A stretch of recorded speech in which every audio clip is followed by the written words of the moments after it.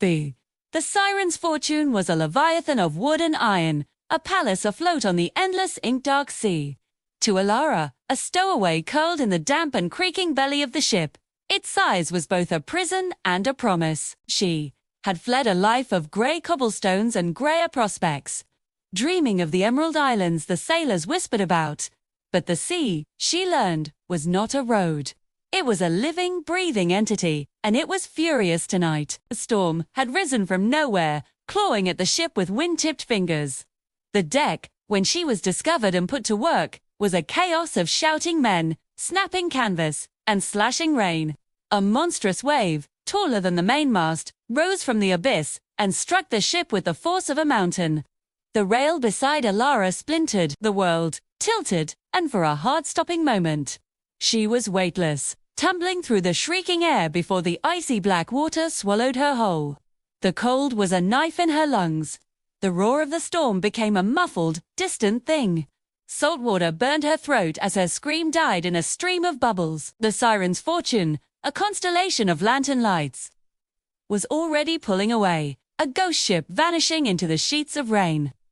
She fought, kicking towards a surface she could not see, her waterlogged dress a leaden weight dragging her down, her thoughts fragmented into primal panic. Air, light, gone. This was not how it was supposed to end. Not in the dark, not alone. Her struggling grew weaker, her limbs heavy as stone.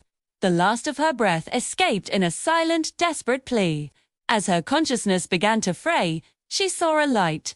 Not the golden light of the surface, but a soft, ethereal blue, moving towards her through the murk.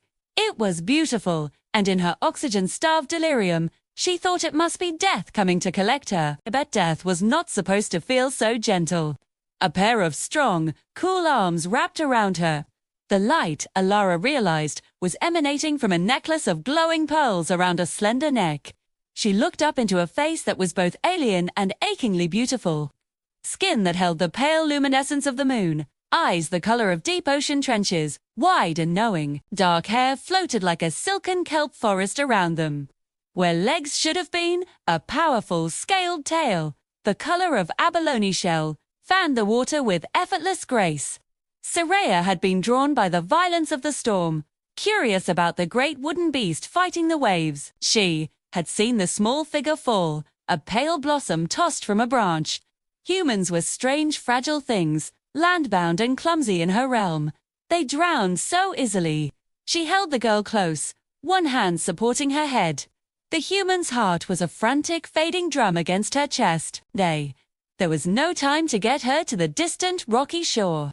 With a flick of her powerful tail, Sereia shot upwards, breaking the surface into the chaotic world of wind and driving rain.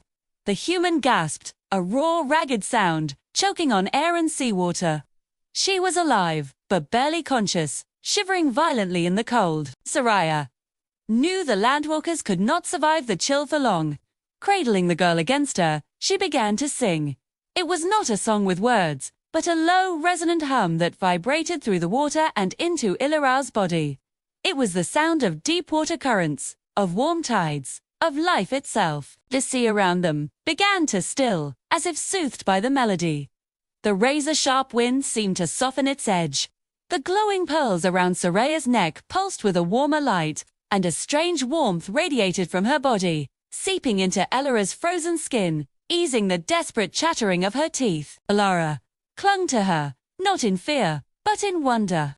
She was being held by a myth. The mermaid's eyes held no malice, only a profound, ancient curiosity. She was real. The stories were real. Sereia swam, cutting through the tumultuous waves with impossible speed. Soon, a dark shape emerged from the gloom, a small, sheltered cove with a crescent of white sand beach. The storm's fury was muted here, the waves reduced to a gentle swell. With one final powerful push, Sereia rode a wave onto the shallow shore, carefully depositing her burden on the wet sand before the water receded. She lingered in the shallows, her upper body exposed, her tail stirring the foam. Elara pushed herself up onto her elbows, coughing, her body trembling with exhaustion and awe. She looked at the creature who had saved her. "Thank you," she whispered, her voice hoarse from salt water. Sereia tilted her head, listening to the strange, grating sounds of human speech. She could not understand the words, but she understood the gratitude in the girl's eyes. Sheet reached out a hand, not to touch, but to gesture towards the tree line, where a faint path led away from the beach. Go, you are safe then. She pointed a webbed finger at the sky. The clouds were breaking, and a single brilliant star pierced the darkness. A promise of calm. Their eyes met one last time, a shared moment between two worlds that were never meant to intersect. Then, with a fluid grace, Sereia pushed herself backwards into the deeper water. There was a flash of an iridescent tail in the starlight. A glimpse of a face turned once more towards the shore, and she was gone, swallowed by the sea from whence she came. Elara was left alone on the beach, saved, her body warmed by a magic she would never understand. The storm was retreating, and in its place was a profound silence, broken only by the gentle sigh of the waves. She knew, with a certainty that settled deep in her soul, that no one would ever believe her. And so, the mermaid's secret became hers to keep. A precious, glowing pearl of a memory, a gift from the deep, forever hidden in the heart of the girl she saved from the drowning dark. The end.